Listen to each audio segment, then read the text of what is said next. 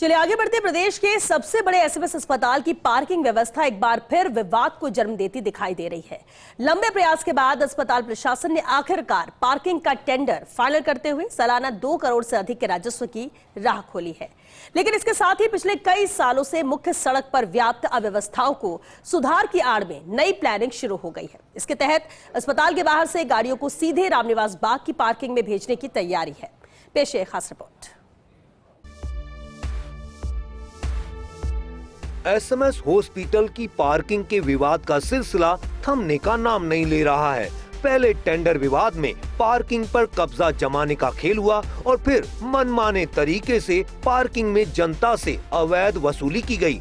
करीब 1.5 साल पहले प्रशासन ने सख्ती दिखाते हुए पार्किंग का संचालन अपने हाथ में तो लिया, लेकिन गार्डों के भरोसे व्यवस्था सुधर नहीं पाई। नतीजन मौजूदा स्थिति में न केवल हॉस्पिटल परिसर में बेतरतीब गाड़ियां खड़ी हो रही हैं, बल्कि ओपीडी समय में तो धनवंतरी ब्लॉक, बांगड़ एरिया, चरक भवन परिसर के आसपास ट्रैफिक जाम आम बात है। ऐसे में अस्पताल प्रशासन ने 7 साल बाद एक बार फिर पार्किंग का नया टेंडर फाइनल किया है, जिसमें हर साल 2 करोड़ रुपए से अधिक की आमदनी फिक्स हुई है।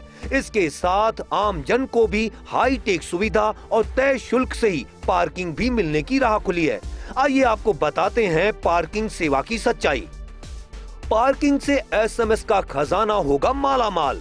प्रदेश के सबसे बड़े एसएमएस अस्पताल की पार्किंग से जुड़ी खबर। अस्पताल प्रशासन ने लंबे प्रयास के बाद फाइनल किया पार्किंग टेंडर। इस टेंडर में अस्पताल प्रशासन को पहले साल में 2.01 करोड़ की आमद तय। इसके बाद अगले साल 2.21 करोड़ और तीसरे साल में मिलेंगे 2.45 करोड़ रुपए।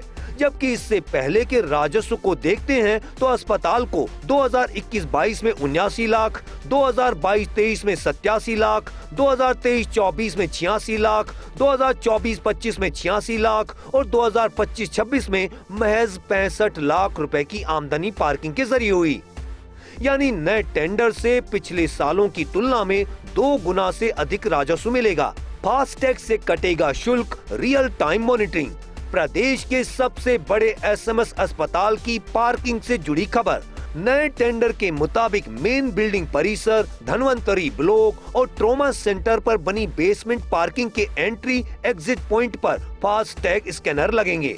इन स्कैनरों के जरिए फास्टैग से ही पार्किंग शुल्क वसूला जाएगा। अगर फास्टैग काम नहीं कर रहा होगा तो ऑनलाइन यूपीआई के जरिए या नकद भी पार्किंग शुल्क देने की व्यवस्था होगी। इस व्यवस्था के शुरू होने से यहाँ हर पार्किंग एरिया की रियल टाइम मॉनिटरिंग होगी।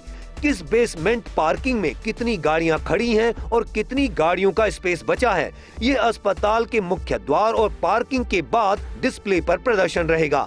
हर गाड़ी की एंट्री एग्जिट के टाइम की सीसीटीवी के जरिए मॉनिटरिंग होगी। अस्पताल प्रशासन ने 2 करोड़ से अधिक के राजस्व के प्रस्ताव पर जैसे ही टेंडर फाइनल किया तो प्रतिद्वंदी फर्मों ने दबाव बनाना शुरू कर दिया है। पहले तो टेंडर को कैंसिल करने के लिए शिकायतों का दौर शुरू हुआ और फिर जब बात नहीं बनी तो अब ट्रॉमा सेंटर, एसएसबी और एसएमएस के बाहर अतिक्रमण और अवैध पार्किंग को हटाने के नाम पर नई व्यवस्था शुरू करने की कवायद तेज हो गई है।